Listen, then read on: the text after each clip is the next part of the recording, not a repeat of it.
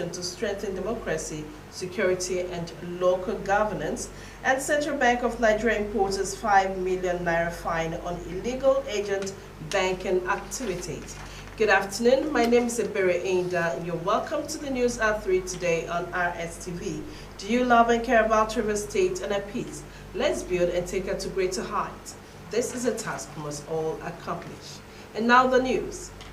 Deputy Governor of Rivers State, Professor Ngozi Odu, has described the youth as the strength of the present day and the future. She made the remark during a Memorial and Remembrance Day celebration organized by the Egi Youth Federation Worldwide at the Obita Civic Center in Oba Ibamandoni local government area. Ndo Ajay reports that the youth drawn from the 4 zones of Egi were represented. Represented by her Senior Special Assistant on Administration, Mrs. Doris Oyil, Professor Odo said that the unity of Ege is sacrosanct in the socio-economic development of the kingdom and as such should be embraced. She maintained that the strength of her people lies in her unity and culture and enjoined the youths to defend the cultural values of Ege Kingdom, pointing out that the event organized to honor heroes and heroines of Ege Youth Federation was born out of unity and love. The Deputy Governor expressed appreciation to EYF for recognizing her modest contributions to the development of the Federation in particular and Ege in general. Whatever little I may have achieved is only possible because of the grounding, the values, and the support I receive from this land and our people. To the youth, my younger brothers and sisters, I dedicate this recognition. You are the strength of today and the hope of tomorrow. Let this gathering remind you that no dream is too high for us to attain. President, Ege Youth Federation Worldwide, Senior Comrade Ikechukwu Amrize, informed that the event was primarily organized to honor the founding fathers of EYF, both living and the dead, to reflect on shared history and chart a way forward for the Federation. He enumerated the number of challenges facing the youths of Ege to include unemployment, failed leadership and weaponization of poverty, insecurity and vandalization of critical national assets, as well as absence of viable industries, among others. The president, however, assured that the existing peace in the kingdom will be sustained. We dedicate ourselves to the ideals of unity, justice, progress that they stood for. It is commonly said that the future belongs to the youth, but the strength of tomorrow depends on how we empower them today. There were solidarity speeches by representatives of the chairman, Oba Ibamandoni local government area, Ezagi III Ezobuku of Obaland, and the President General, Ege People's Assembly, Dr. Ugochukwu Orikoha, among others.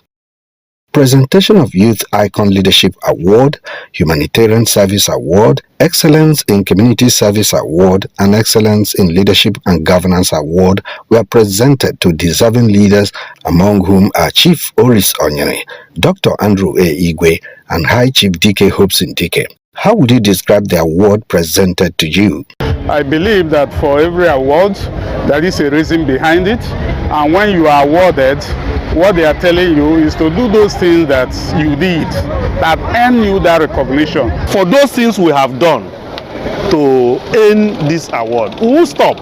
We will continue to do those things. I want to say that the award is an excellent award and it's also a good one. This award is a sign of unity.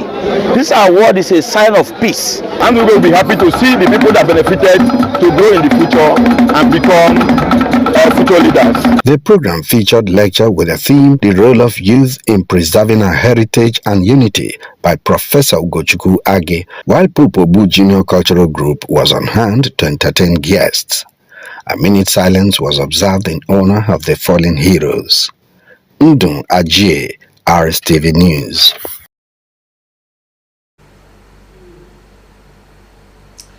Dr. Tolulope Okoegira has unveiled and launched 4 books in Port Harcourt on how women can care for the vagina, as well as how relationships, marriages, love, intimacy, and business can thrive. Godspar Anele was there and fired in this report. The 4 books entitled What's Really Going On Down There, When Love Languages Are Hot, Understanding the Business Counseling, and ABC of Lovemaking. The book's reviewer, Sabon Woke, said that the author had touched various aspects of human endeavor in her literary works, capable of addressing teething and major life challenges, particularly in business, counseling, marriage, and mental health. He disclosed that 3 books contain over 150 pages and 9 chapters that were written with passion for the acquisition of knowledge. He recommended the books for public patronage.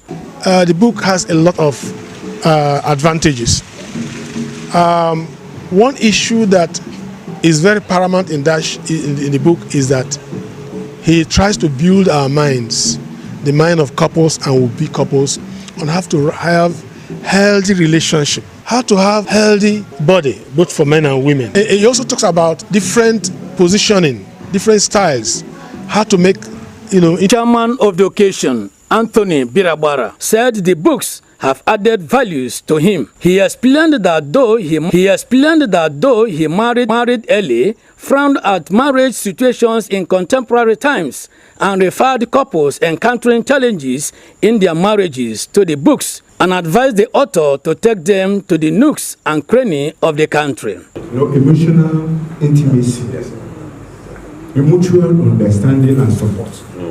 Good communication in the family helps us. Yes, and conflict resolution is very, very important. Because there is no marriage that conflict will not happen. Correct. But the way you handle it depends on how the marriage will continue. That's right. Colleagues and patrons gave goodwill messages. The author, Dr. Tolutope Oko Igarie, gave valuable insights on the 4 books health conference in Port Harcourt as a way of taking the right knowledge to the public. God's Power Anele, Rstv News.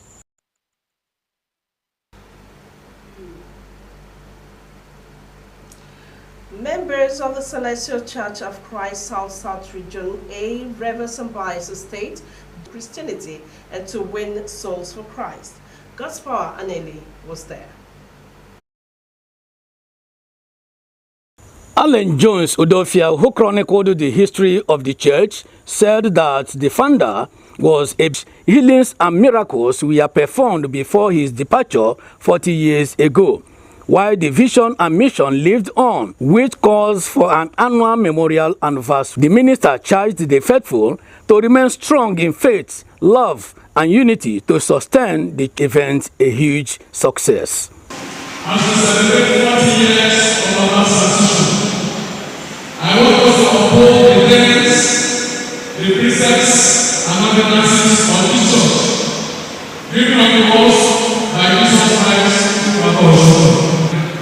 Our prayer to us from the pastor is we pray for peace, we pray for joy, we pray for happiness, we pray for unity and progress of the church. Chairman, Central Planning Committee, Evangelist Moses Ogumoye, the Chairman, Regional Parish, Evangelist Oluwaseyi Lato, and the Shepherd, CCC, Emmanuel Parish, Olarotimi Bankole, described founder Oshofa as a hard-working and dedicated minister with credible legacy, as he promised to redouble efforts in soul winning. He's a great man, a great missionary to us and to the whole world. Celestial Church remains the last boat of salvation. It was celebrating because after 40 years, the church remains strong and has spread beyond even this coast. And I believe that today is going to have value, more value to the church and to all Celestial Church of Christ worldwide. Chairperson, Rivers CCC Women's Council, Okorite Karia Dele, and resource personnel and evangelist Nabugo Njoko, who dwelt on healthcare and laws backing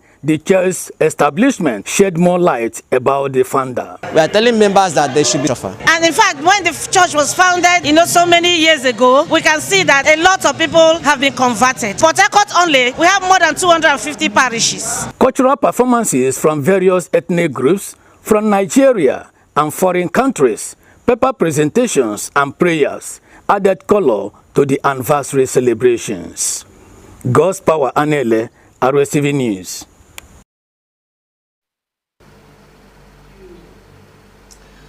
Bishop of the Diocese of Ogoni Anglican Communion, Right Reverend Solomon Beregbara, has enjoined Christians to continue to trust in God no matter the circumstances they find themselves. He said this when delivering a sermon at the Thanksgiving service to mark the end of the third session of the 7th Synod of the Diocese at All Saints Cathedral Bori headquarters of Kana local government area. Namde Olimini reports that the theme for the Synod was Trust in God. His report. Right Reverend Beregbara, who took his text from Psalm 125, verse 1 and 2, said God sees and knows whatever problem that everyone faces, and he's always ready to come.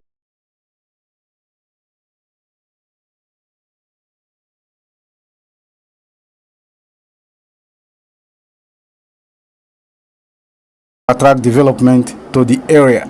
Bishop Beregbara also seized the opportunity to remind the federal government to ensure the creation of Ogoni State as one of the conditions for the resumption of oil production in Ogoni land. Those who trust in this God are like this mountain I'm trekking upon.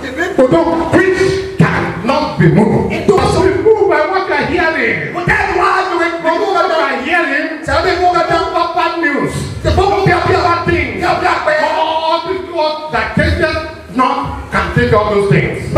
A former commissioner in the state, Professor Peter Mede, and an elder of the diocese, Charles Mbie, described Synod as a yearly ritual to discuss the policies and programs of the church, noting that they are impressed with the growth of the diocese. They said the theme of the Synod is timely because if you trust in God, He will always protect and fight for you, while thanking God that peace and democratic governance has returned to the state. The theme in God we trust, meaning putting trust in God is what we need as Christians, because if you trust in God, you have nothing to fear, you have nothing to worry about in life.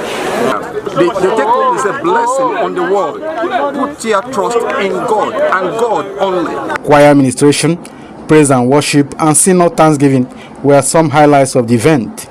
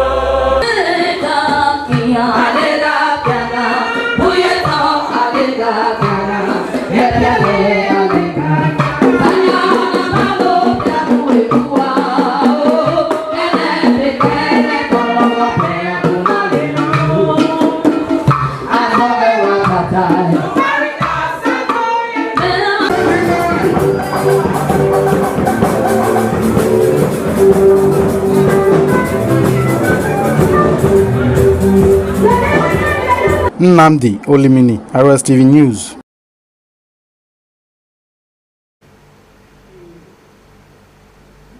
Up ahead on the news, UN welcomes ISIS's first Darfur war crimes conviction, and 1 killed, several injured in Syrian army. Syrian Democratic Forces clashes in Aleppo. Details of this will come your way when we return from the break. Stay with us. This is Rstv World News. We bring you world-class news, accurate, first-hand, entertaining, balanced analysis. Rstv Channel 22 Port Harcourt. This is Rstv World News. We bring you world-class news, accurate, first-hand, entertaining, balanced analysis. Rstv Channel 22 Port Harcourt.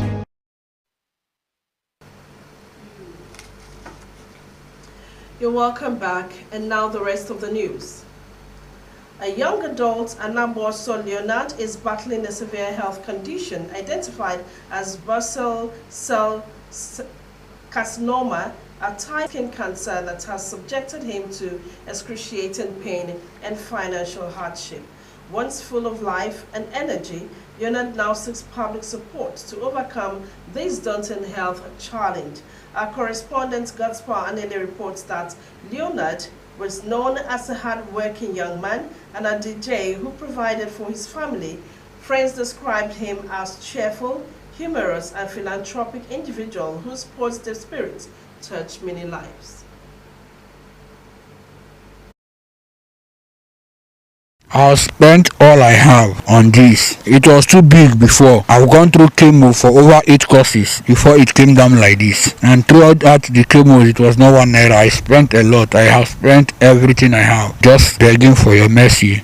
That was the cry for help from the 38-year-old Anabosto Leonard, who hails from Etiti village in Ibuku community in Agwata local government area of Anambra State, but residing since birth in Oyibo local government area of Rivers State with his family members. Narrating his ordeals in excruciating pains, Mr. Leonard said the tumor began in 2023 like pimple and later developed to full tumor and quickly went to government hospitals for medical attention. According to him, he had visited the University of Port Harcourt Teaching Hospital, University Teaching Hospital Benin, Uyo Teaching Hospital, Nnewi Teaching Hospital, National Hospital Abuja, and the university at the cost of 3.5 million naira. Mr. Leonard revealed that the medications assisted to reduce the size of the tumor, but the several medical tests had made him to sell his valuables, yet the family is thrown into abject poverty and surviving at the mercy of God. It's been called basic cell carcinoma. I want to undergo surgery, so I want to beg my fellow Nigerians and good people of Rivers State to assist me. The bill is 3.5 million naira at UNTH Enugu. It has not been easy for me. I've done too many that I can. I have kids. I have family. I wouldn't want to leave them and go. Please, help me. Don't let me die. Nothing is too small, nothing is too big. Mr. Leonard's wife, Mercy, and a family friend, Samuel Chukwe, also shared their plea.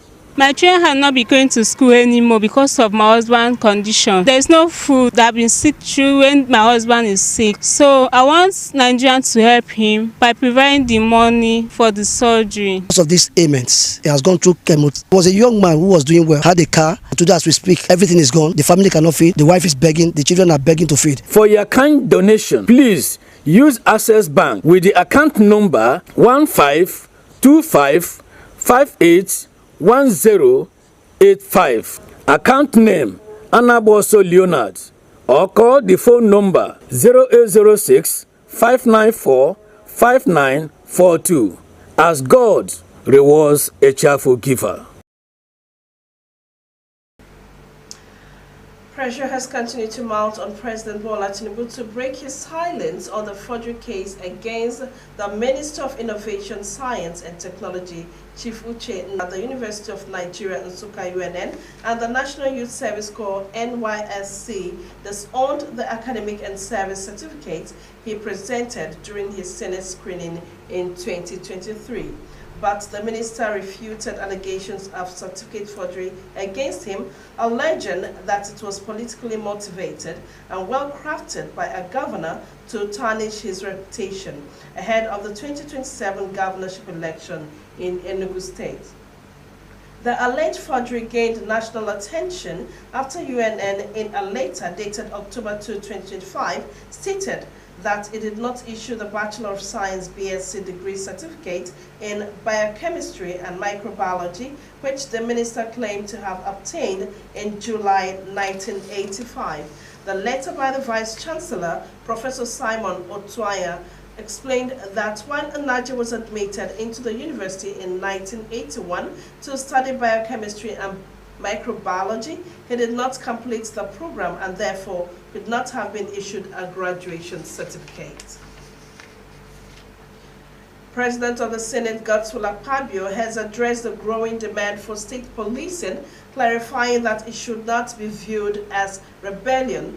Represented by Senate Chief Whip, Senator Mohammed Tahir Monguno, the Senate President urged caution to ensure that efforts to enhance national security do not infringe on civil liberties. Also, the Deputy Speaker of the House of Representatives, Honorable Benjamin Kalu, has emphasized the urgent need for a revised constitution that not only permits democracy, but also actively supports and empowers it. The both made the call during a consultative session with political parties leaders organized by the House Committee on Constitutional Review in Abuja. Akpabio reiterated the National Assembly's commitment to working with the executive and other stakeholders to develop a constitution that reflects. He described the consultative meeting at his office as historic, not merely procedural, and a sign that Nigeria's democracy remains responsive and evolving. The senator also identified key constitutional issues under review, such as judicial reform, electoral reform, local government autonomy, women's representation, state policing, and human rights, noting that these are central to a functioning democracy. Attract a fine of not less than 10 million naira and 200,000 naira for each day the default persists while engaging in non-permissible agent banking activities. Attract a fine of not less than 5 million naira and 100,000 naira for each day of the default. The CBN further stated that failure to obtain its approval or a no objection as any officer who willfully cures the default will pay a minimum of 2 million naira. The naira has recorded a marginal loss against the dollar across foreign exchange markets, following a decline in weekly inflows. Data from the Central Bank of Nigeria, CBN, showed that after trading, the naira closed at 1,470.26 naira per dollar, representing a 0.3% depreciation from 1,465.67 naira at the Nigerian foreign exchange market. At the para market, also known as the black market, the local currency weakened by 25 naira, with the dollar quoted at 1,485 naira as compared to 1,460 naira at the close of the trading on Friday. Victory Purple, Rstv Business News.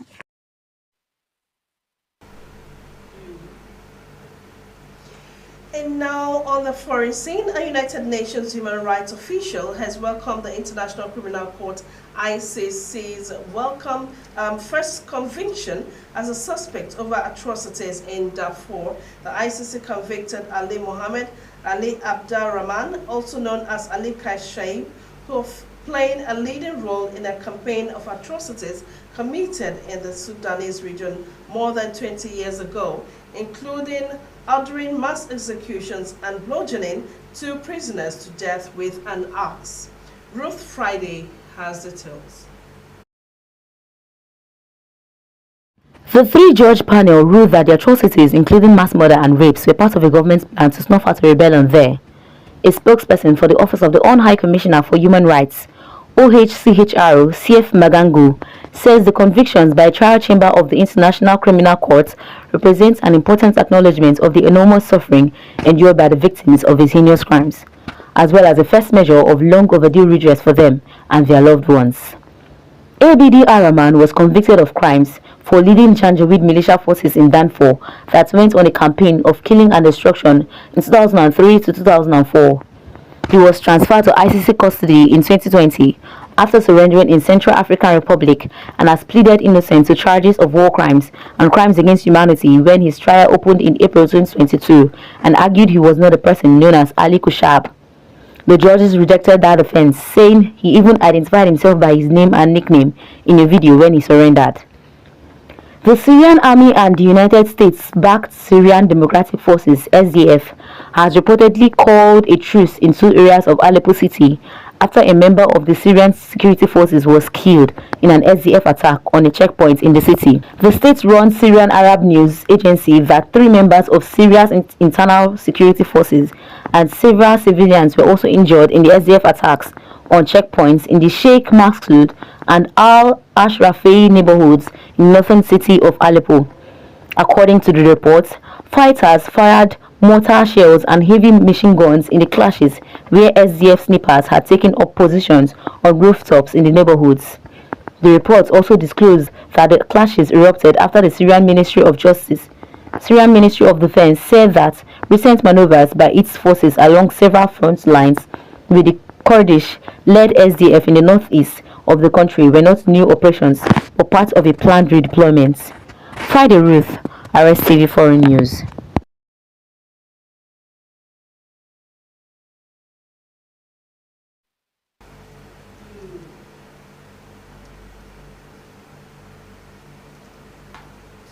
And now in sports, Nigeria's Flying Eagles have arrived Santiago, Chile, venue of their FIFA Under-20 World Cup round of 16 clash with Argentina on Wednesday. Godfrey Barengo has details.